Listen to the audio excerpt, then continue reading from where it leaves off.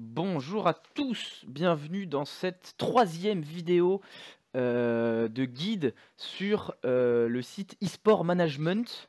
Et la personne qui respire, c'est Volvi le cobaye. Oui, c'est moi, c'est Volvi et je suis un cobaye. Voilà, alors comme d'habitude, Volvi va se soumettre à des exercices auxquels j'essaye de le préparer le moins possible. C'est-à-dire, je suis évidemment obligé de lui parler de ce qu'on va faire dans la vidéo, etc. pour pas que ça parte en cacahuète, car Volvi a une capacité de départ en cacahuète assez phénoménale, je dois dire. C'est assez impressionnant.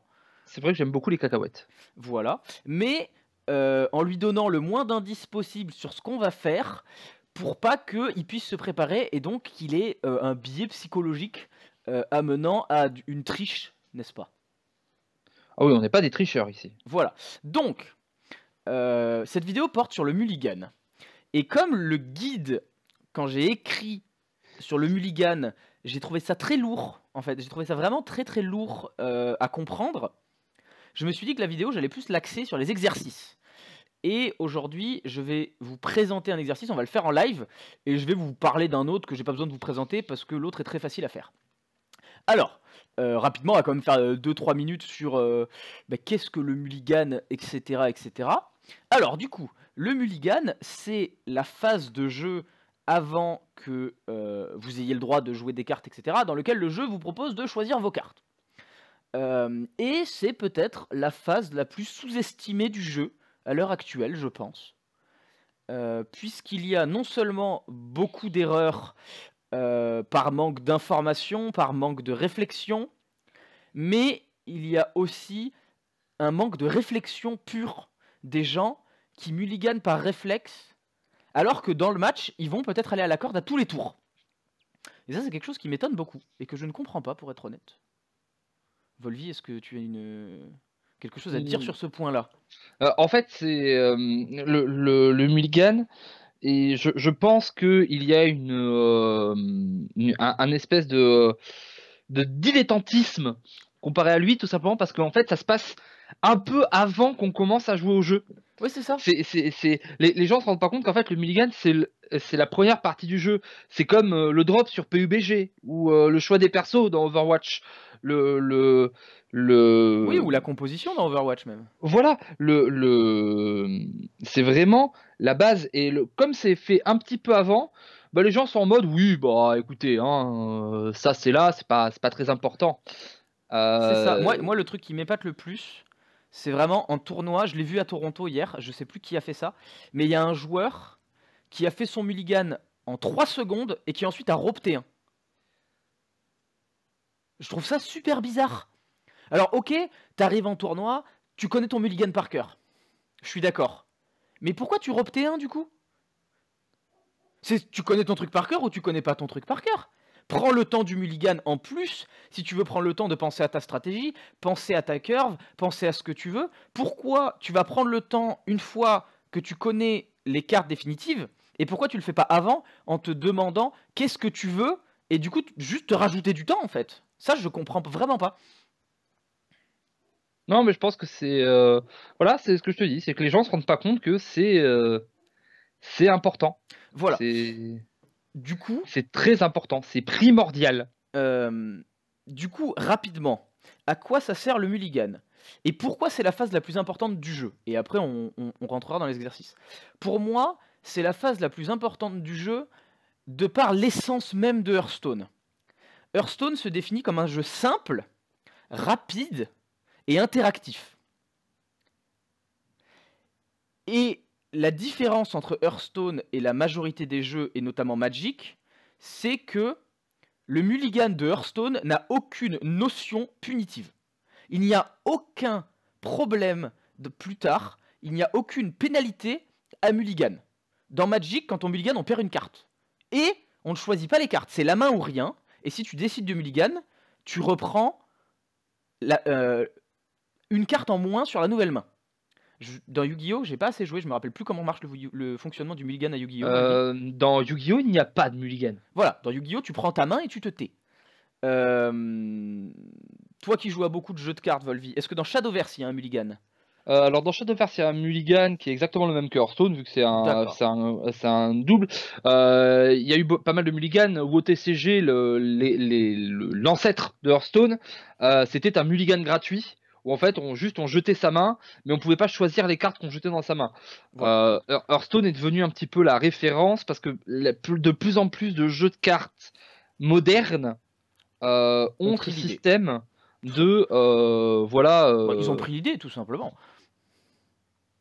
Oui, ils ont pris l'idée et ils ont le principe de bon bah écoutez les gars, maintenant c'est le jeu il se passe comme ça, c'est voilà, on jette les cartes qu'on veut pas et on en repioche des nouvelles. Voilà. Du coup, déjà, le fait même qu'il n'y ait aucune pénalité à Mulligan fait que ça doit être pris au sérieux. La deuxième chose, c'est que Hearthstone se veut un jeu simple, conçu pour être joué rapidement. Alors oui, il y a des decks contrôle. Oui, il y a des match-ups dans lesquels votre mulligan ne sert quasiment à rien puisque vous n'allez pas jouer avant le tour 6. Par exemple, un miroir de guerrier fatigue pourrait presque se jouer sans mulligan. Presque. Hein. Il n'y a aucun match-up dans lequel on joue sans mulligan. C'est idiot de ne pas mulligan. Mais il y a des match-ups dans lesquels le mulligan a une importance, on peut dire, du simple au x10. Je veux dire, la différence entre un bon mulligan en miroir de Paladin Murloc et la différence d'un bon mulligan en guerrier fatigue, ça n'a strictement rien à voir. Je pense. Tu m'arrêtes si je Ah dis une non, bêtise, Bungie. c'est quasiment deux jeux différents à ce niveau-là. Voilà. Mais la conception même d'Hearthstone veut qu'il y ait beaucoup plus de decks rapides, de decks basés sur un bon départ, que de decks qui vous laissent le temps. Et puisqu'il y a plus de decks qui vous forcent à avoir un bon départ, le deck que vous jouez n'a quasiment plus d'importance. Pourquoi? Si vous jouez un deck qui vous-même a besoin d'un bon départ, vous jouez, on va prendre l'exemple de Paladin Murloc, qui est le deck qui a besoin d'une curve en début de match actuellement. Paladin Murloc, si tu rates ton mulligan, ton win rate, il change de plus ou moins 30%.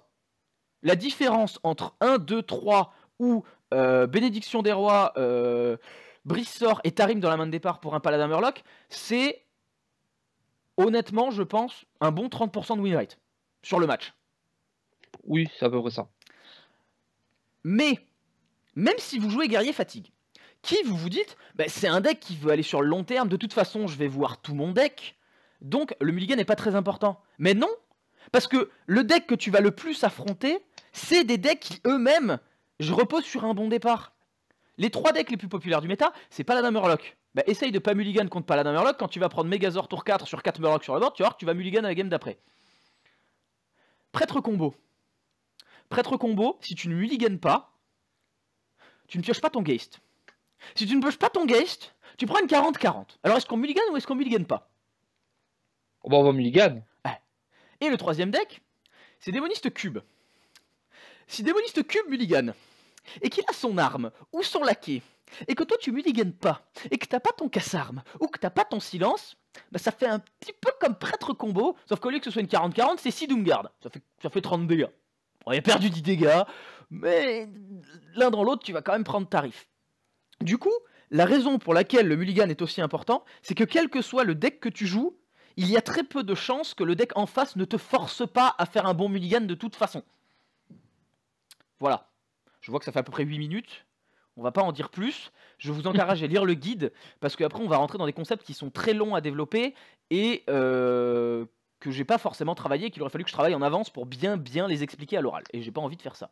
J'ai envie que la vidéo soit un peu plus courte que d'habitude. Voilà. Donc, maintenant je vais vous présenter un exercice simple, et après on fera l'exercice beaucoup plus long. Un exercice simple pour apprendre à mulligan, c'est de jouer contre les extrêmes de votre deck. Vous jouez contre un deck qui est fait pour vous battre. Quand je dis fait pour vous battre, mais vous allez au maximum du truc. On va continuer sur l'exemple de Paladin Murloc.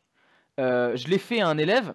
J'ai joué Mage Big Spell avec 2 Doomsayer, des Crab Murloc, toutes les zones possibles. Et j'avais enlevé tout le late game inutile. Donc j'avais enlevé Alana, j'avais enlevé les choses comme ça. Il n'en a pas gagné une. Mais c'est normal. Parce que ça vous permet de voir la notion de risque dans le mulligan. Ça vous permet de vous dire, ok, ce match-up là, je vais le perdre. Il faut vraiment partir de ce principe-là. C'est un match-up, vous dites, ce match-up là est perdu. Qu'est-ce qu'il faut qu'il se passe pour que je gagne? Eh bien, il faut qu'il n'ait pas Crab Murloc. Ok, donc Crab Murloc n'existe pas. Bim. Est-ce que je peux tuer Doomsayer tour 2? Non. Ok, il faut qu'il n'ait pas Doomsayer. Ok. Ensuite, les zones, elles arrivent à quel tour? Elle commence à tour 5. Si la pièce, il faut qu'elle arrive à tour 4. Donc il faut que je fasse un maximum de dégâts sur les 4 premiers tours. Bon bah là vous avez votre mulligan et c'est littéralement de piocher les meilleures cartes du deck et de faire le maximum de dégâts en 4 tours. Et il n'y a que cette optique. Il n'y a que ça. C'est la seule optique qui doit rester dans votre main. Donc, quand on regarde les cartes, voilà, pour Paladin Murloc, bon, une 1-3, non, c'est pas assez agressif, vas-y, donne la 1-2 qui se booste, donne les trucs qui font des dégâts. Des PV, non, je veux le chef de guerre, vas-y, donne les dégâts. Megazord, ouais, Megazord c'est une bonne carte. Brissor, non, j'ai pas le temps pour Brissor. On a dit qu'on devait aller dans la tête, s'il met des tautes, et ben je les passe avec mes boosts. Voilà, pour les armes, illustrer... non, ça tape pas assez fort les armes. Je viens, voilà, Mm. c'est vraiment ça. Il faut vraiment que le match-up, vous vous mettiez dans la tête que le match-up est perdu. Donc il faut aller chercher la situation la plus extrême possible. Voilà, pour illustrer un peu ce que dit Den avec des pourcentages, et de manière très très simple, si votre adversaire a 100% de chance de gagner contre vous, ou c'est jamais 100%, on va dire 99,9, il faut que votre curseur de risque lors de votre mulligan soit à 99,9. En fait, votre risque sur vos mulligans va toujours être proportionnel au match-up. Si vous avez 70-30, vous devez vous faire mentalement un espèce de petit, truc, de petit volume du risque, et vous allez être à 30% de votre volume de risque.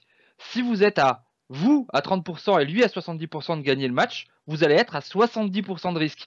Et ainsi de suite, et toujours en fonction des matchs. Voilà. Après, ça peut changer, mais c'est une règle de base. Voilà. Et du coup, on en arrive à la deuxième chose, c'est de faire la même chose contre votre meilleur match-up. Vous faites l'inverse. Vous prenez le même deck et vous vous mettez contre un deck à qui vous cassez la bouche. Pourquoi? Parce que d'un coup, votre mulligan va devenir très simple.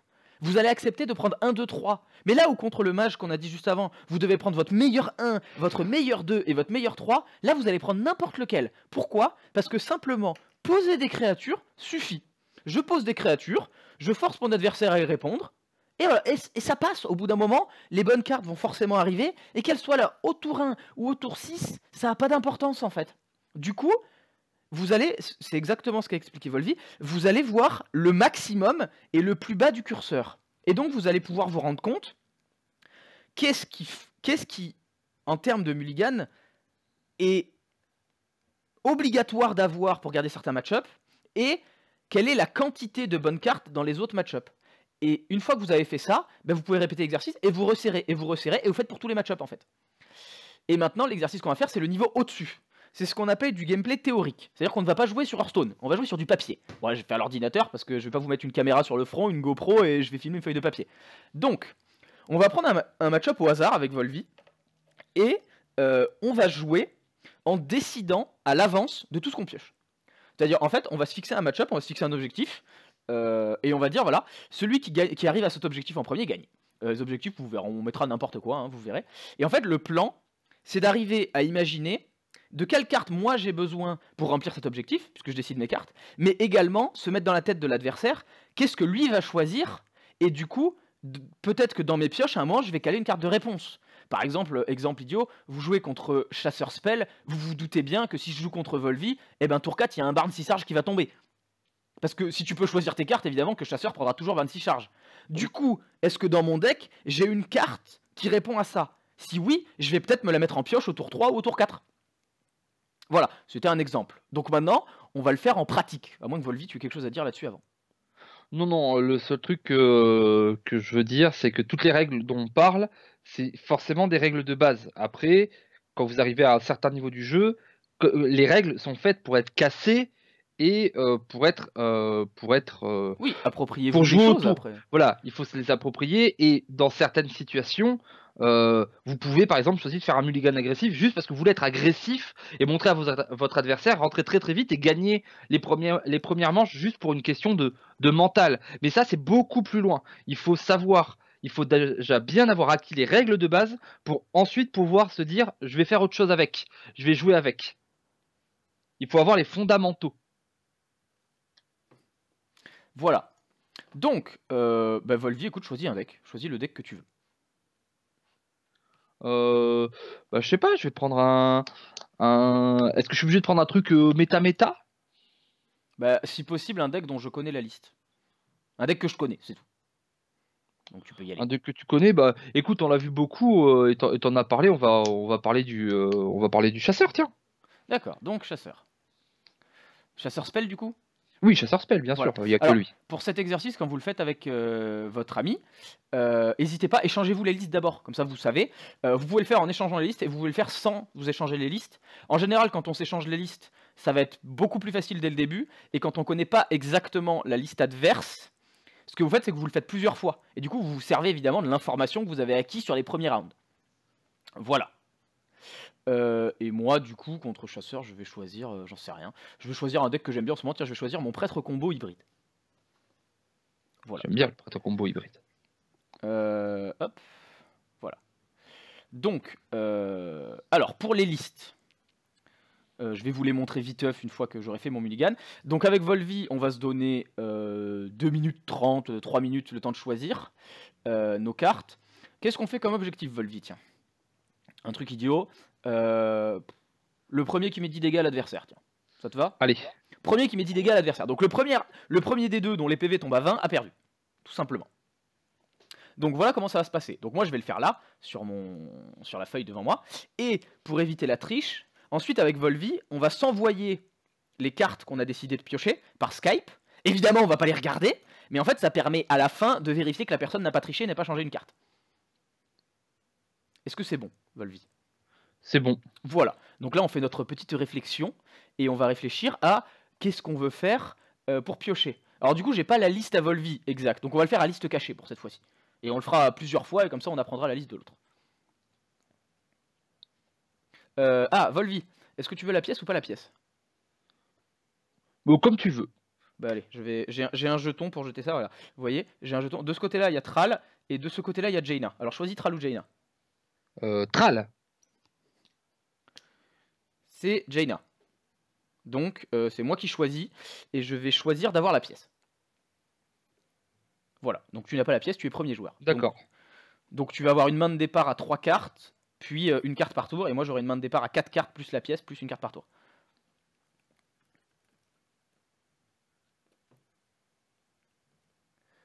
Hop.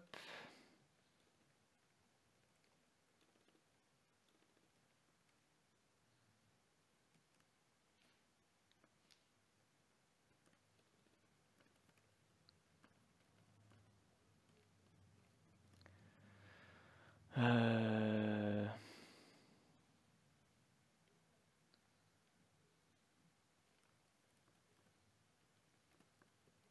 Voilà. Main de départ. Alors.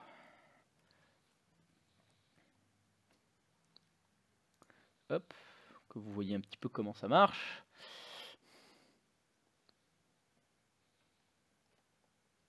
On est bien dans le délire, on veut mettre 10 points de dégâts, c'est tout.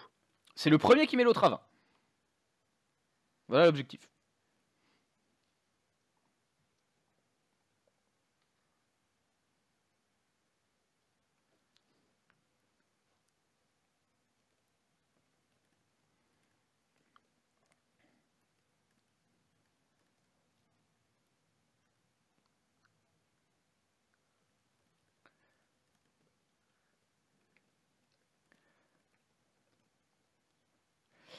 Euh... tu, tu, tu, tu.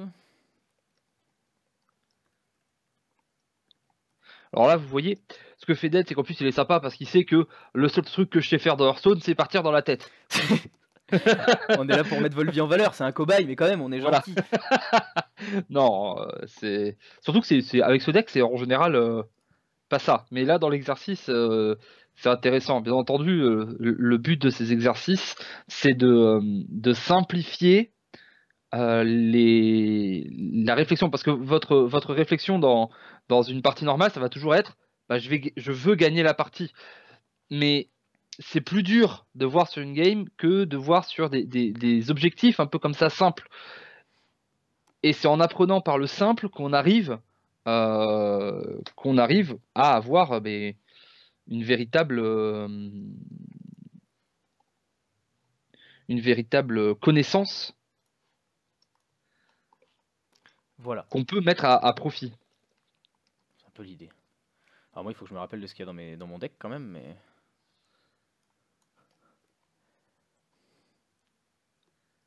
En fait, non. On va faire comme ça.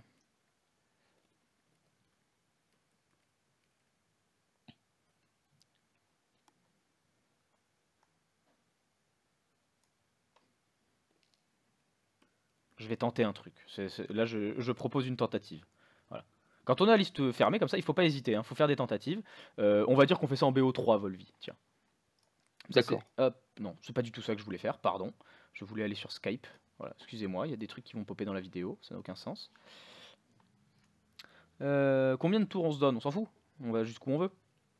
Bah, moi, t'avais mis le 7 cartes, du coup, bah, écoute, j'ai fait mes 3 pioches et, D'accord, ok. euh, et du coup, jusqu'au T3. D'accord. Jusqu'au T4, quoi. Normalement, au T4, les petits dégâts, ils sont faits. Oui. Bah, de toute façon, si ton Isarge touche tête, allez faire. Hein.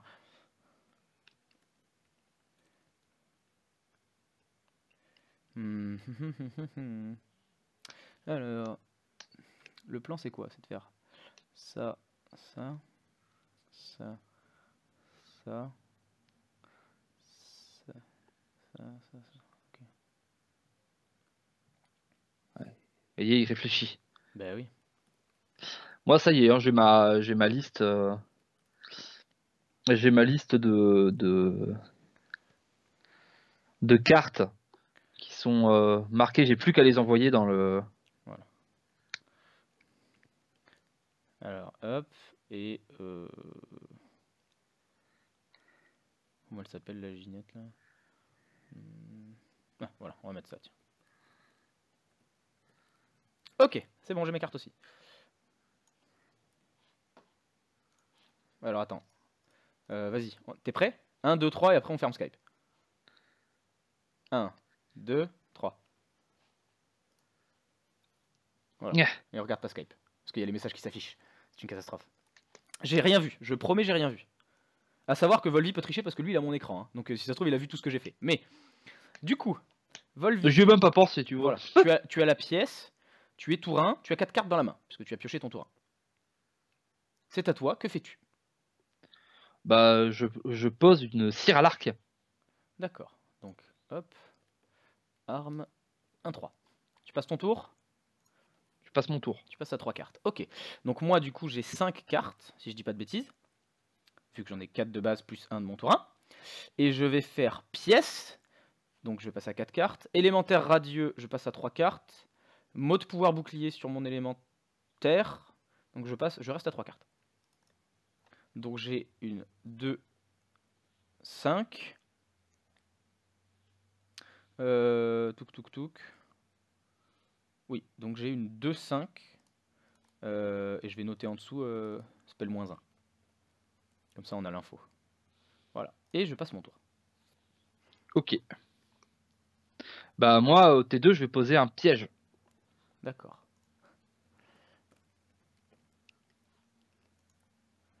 C'est à moi?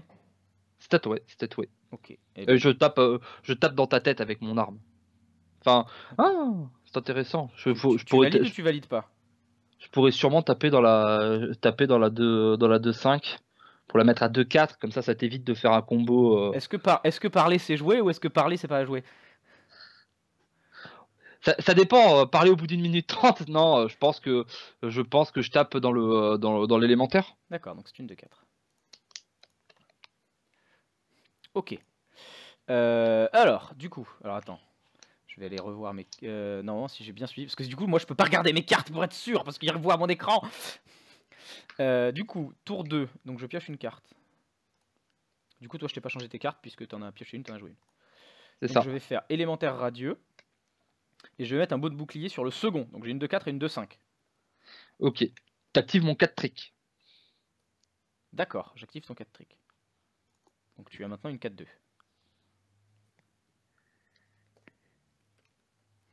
Et tu n'as plus d'air. Alors, l'arme est devenue une 1-2. Et tu n'as Oui. plus de piège. Tu vois, t'aurais tapé dans la tête, t'aurais perdu. C'est dommage. Ben non, du coup, j'ai gagné. Parce que là, je fais esprit divin et feu intérieur sur ma 2-4 et je te mets 10. Du coup, Bah oui. tu prends 16. Voilà, donc j'ai gagné le premier round. Tu prends 16? Ben oui. Pas 16. Ben, je fais double esprit divin, 4 monte à 8, 8 monte à 16 et j'égalise. Ah oui, c'est vrai, mais t'as combien de mana? Ben je m'en fous, mes sorts coûtent 0, j'ai 2 Ah oui, c'est élémentaires vrai, radieux. tes sorts coûtent 0. Enfin, mes sorts coûtent 0, tout ce qui coûte 2 ou moins, donc les sorts de mon deck coûtent 0. Oui. Voilà. C'est con parce que tu m'aurais pas dit j'active, j'aurais jamais attaqué parce que je disais putain, c'est un piège de glace ou un. Moi, dans ma tête, j'avais pris les deux parce que je pensais que t'aurais piège de glace ou monstre errant. Et du coup, au moment où t'as dit 4 tricks, je fais ah le bâtard, il a un ordre de tuer et il avait prévu de me faire 10 au prochain tour. Bah, c'est ça. Voilà. Mais le truc, c'est que. Autant le dire, je savais que Dead il allait faire genre ah je fais 12 millions d'attaques au début. J'ai pas pris exprès la marque du chasseur. Tout simplement parce que en vrai En soi, ça te c'est. défonçait bien si tu faisais marque du chasseur sur mon LM tour 2. Oui, ça te défonçait, mais c'était voilà, c'était pour montrer que Mais ne montre les. pas, montre aux gens que t'es bon enfin. Non, non, mais je l'explique après, justement, pour montrer le principe. Les points de dégâts, le fait d'arriver à faire des points de dégâts, ça ne se fait pas forcément parce qu'on prend toutes les cartes qui font des dégâts dans sa main. Qu'est-ce que je voulais montrer par là? C'est que j'ai pris full dégâts. L'Aden, tu peux regarder mes cartes normalement. Je vais montrer les cartes de Voilà. Volvi du coup.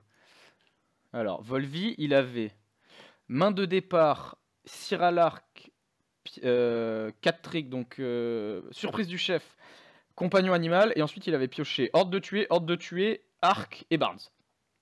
Voilà. Donc le full tête. Et c'était pour. J'ai envie de montrer par là que Mais quand, on se discorde à chaque fois. quand on cherche quelque chose, il faut pas penser seulement, et c'est ça qui est le plus important dans le mulligan, il faut pas penser seulement à ce qu'on veut faire nous.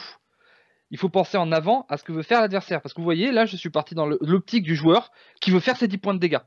Voilà. Je me suis vraiment dit, mon adversaire ne joue pas. Ce qui peut être le cas dans certains délires.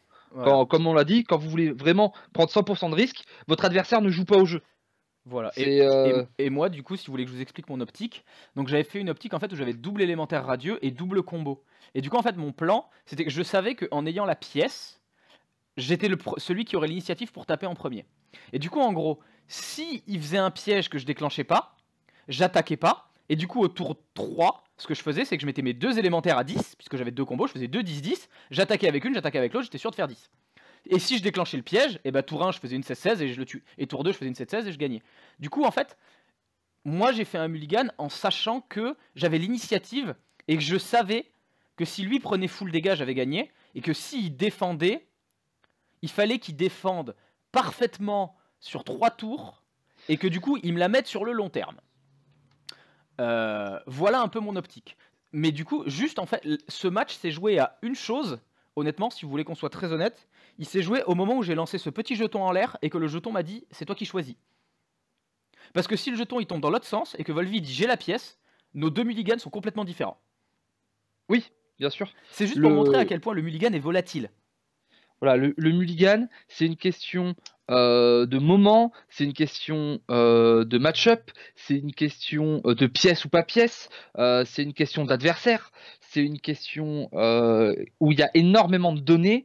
Le mulligan, c'est quelque chose qui est très très complexe et qui est la première porte pour devenir vraiment bon et gagner gagner des rangs et vraiment du niveau dans un jeu de cartes. Quand vous savez faire un mulligan, vous allez battre 70% de vos adversaires juste sur le mulligan, car eux ne savent pas le faire. Bien sûr, une fois que les deux joueurs savent mulligan, c'est plus une question, mais le premier pas pour être bon dans un jeu de cartes, et c'est bon pour Hearthstone, et c'était la vérité à Magic, à OTCG, à tous les jeux de cartes. C'est la vérité dans tous les jeux. En fait, c'est la vérité dans tous les jeux de cartes à partir du moment où leur but est un but commercial. Parce que quand tu prends un but commercial, tu fais un jeu simple et un jeu simple va vite. Et un jeu qui va vite est basé sur la main de départ des joueurs. C'est bête à dire, mais l'essence même de notre société économique fait que le mulligan est important. C'est pas nous qui le disons, c'est Macron. Voilà. Et comme je vois que ça fait déjà 30 minutes, on va pas faire un BO entier. On vous a montré l'exemple. Par contre, si ça vous intéresse et que le concept vous plaît, mais que vous ne pensez pas avoir tout compris, on peut vous faire une vidéo sans les explications où là, on fait juste le BO avec Volvi. Voilà. Ce qu'on peut faire aussi, n'hésitez pas à demander, c'est vous donner des pistes comme que faire. Parce que là, on vous a montré, voilà, le premier à 10 points de dégâts. Ah oui, alors On voilà, peut... on peut faire, tiens, pour conclure, on va faire une liste des 5 objectifs que j'utilise le plus en coaching, parce que c'est des exercices que je fais aussi avec les équipes que je coach. Alors, en niveau basique, il y a beaucoup de niveaux. Le niveau le plus haut étant gagner à la fatigue. C'est le dernier objectif. Si vous êtes capable de faire ça avec quelqu'un et de gagner à la fatigue, je pense que vous êtes capable d'aller au championnat du monde en termes de niveau pur. C'est monstrueux d'être capable de prédire une game entière sur 30 tours. C'est monstrueux. Je pense d'ailleurs pas en être capable. Non, c'est une sacrée folie. Ça doit être faisable, mais ça nous prendrait un temps qui C'est faisable, est... mais de le faire avec un chrono sur la tête. Parce que oui, évidemment, si tu me laisses 4 jours pour y penser, oui. Mais avec un chrono sur la tête de... Allez, on va être sympa, on va dire que entre le moment où en tournoi, tu as les listes de ton adversaire si tu es en liste ouverte, et le moment où le match démarre, on va dire qu'on est sympa, tu as un quart d'heure. Si en un quart d'heure, vous êtes capable de planifier une game sur 30 tours et de donner toutes vos pioches, et quand on vous demande, et celle-là au tour 12, pourquoi tu la mets là, et de répondre, honnêtement, lancez-vous dans une carrière de joueur pro. Voilà, bon, maintenant, les objectifs plus simples, parce que ça c'était bien joli, mais ça ne sert à rien du coup. La première chose, les trois super simples, c'est vous fixez n'importe quel tour, en général maximum tour 6-7, pour pas trop vous perdre, et c'est des objectifs idiots, c'est infliger X nombre de points de dégâts, celui qui a le board, des fois c'est important, ou... Le fameux CA, le card voilà, advantage. celui qui a le plus de cartes en main. En fait, c'est simple, mais c'est les 3 ressources les plus importantes. Les cartes en main, les points de vie, le Carte en main, carte sur le terrain. voilà. C'est Et le, contrôle, le contrôle de la table. C'est les 3 objectifs de base que vous devez maîtriser pour être un bon joueur de Hearthstone. Il y a, une autre ressource qui est le mana, mais dans Hearthstone, on ne contrôle pas le mana. Vous pouvez faire des miroirs de druide et dire je suis le premier qui a le mana. Mais ça n'a aucun sens puisqu'il n'y a aucune interactivité, donc vous n'avez pas à penser ce que l'autre va faire. Ensuite, les niveaux un petit peu plus avancés, là c'est surtout s'il y en a un des deux qui vaut beaucoup travailler. S'il y en a un des deux qui travaille et l'autre qui va plus être en sparring, vous vous mettez dans un match-up volontairement mauvais, et si vous arrivez à identifier la condition de victoire du deck, vous faites en sorte de vous mettre dedans. Mettons, je vais prendre un exemple idiot, mais vous prenez Démoniste Cube actuellement contre Paladin Murloc. Et ben vous dites au Paladin Murloc, c'est place un Megazord sur au moins 4 créatures. Voilà, c'est des objectifs comme ça où le paladin doit être capable de comprendre comment il gagne ce match. Et bien comment je gagne ce match, c'est en créant du board perpétuellement jusqu'à avoir un bon boost qui va infliger beaucoup de dégâts. Je parle à main parfaite, parce que évidemment si le démoniste il pioche pas sa flamme infernale, sa profanation ni son doomsayer sur les 6 premiers tours, bon bah, c'est facile comme match. Mais du coup voilà, vous pouvez vous dire, dans ce match-up là, si on est à même niveau et à même main, comment je gagne? Comme ça, ok, bon bah mon objectif c'est d'arriver à créer cette situation. Donc pour les decks de board, vous mettez contre un deck qui a beaucoup de zones et vous dites bah, arrivez à créer du board. Pour les decks, par exemple pour les decks qui n'aiment pas les decks face, actuellement on prend un exemple idiot, je sais pas, mais genre vous prenez démoniste contre mage tempo et vous dites le démoniste, bah, tour 6 tu dois avoir 15 PV. Voilà, vous mettez des défis comme ça qui sont importants et en fait qui représentent des conditions de victoire. Et déjà, si vous arrivez à faire ces 2 niveaux, donc 1, je répète, sur les grandes ressources de Hearthstone, et 2, sur les conditions de victoire qui sont importantes pour vos decks, quand vous arrivez à faire ça, déjà, vous avez un très très bon niveau, et normalement, vous n'avez plus besoin de moi ou de vidéos pour progresser sur le jeu, vous êtes capable de faire vos propres réflexions, et de comprendre vos problèmes, et de travailler dessus en solo ou en équipe, enfin avec vos amis, votre équipe, etc. Voilà, et je vais laisser Volvi conclure. Voilà, pour conclure, il faut bien comprendre que là, ça paraît très abstrait, tout simplement parce qu'on parle toujours de main parfaite et que c'est 2 personnes qui choisissent. Mais il faut savoir que ce n'est pas que sur Hearthstone. Avant, quand on jouait à Magic ou n'importe quoi, on prenait les decks, on les ouvrait et on jouait avec le deck dans la main en fait. Votre main, c'est le deck, il n'y a plus de pioche. Comme la bataille ouverte. Exactement comme la bataille ouverte. Votre deck, c'est la main. La seule chose, c'était qu'on gardait les cartes, le nombre de cartes en main, mais vous choisissez ce que vous voulez, à quel moment vous piochez un mana, etc. Le fait de connaître ce qui se passe tout le temps dans une situation bloqué, c'est-à-dire la solution idéale, ça va vous permettre à vous de, à partir de ça, arriver à mieux jouer dans les situations où justement, c'est pas idéal, parce que vous voyez, vous savez ce que c'est que Ouais. l'idéal, Et parce que donc vous pouvez faire autrement. et parce que vous comprenez aussi qu'est-ce que l'adversaire cherche à faire. Donc, Voilà, aucun des deux joueurs n'aura jamais la main idéale en général. C'est très rare les miroirs de main idéale. Mais si vous, vous savez ce que vous voulez faire et que vous êtes capable de le mettre en relation avec ce que l'adversaire veut faire, les choix vont devenir d'une évidence, mais ça va être limpide. voilà. Et une fois que vous avez fait ça, une fois que vous avez compris, c'est là où vous comprenez votre mulligan. C'est une fois que vous avez joué le match-up en entier que vous comprenez, ah, peut-être qu'au début, j'aurais mieux fait de prendre ça, parce que ça ne m'a pas été utile.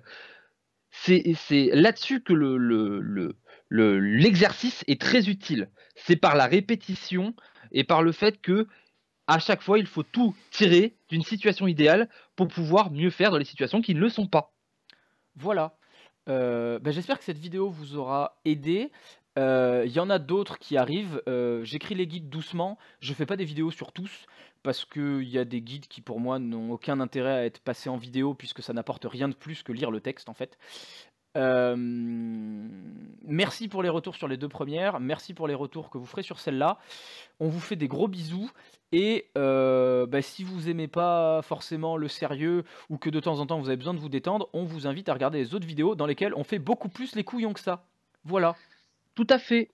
Voilà, à bientôt et merci d'utiliser le site eSport Management parce que, c'est vachement sympa de travailler pour eux et c'est une très bonne, c'est un très bon contact. Voilà, donc je les remercie aussi, vis-à-vis de ces vidéos. Au revoir. Ah, salut!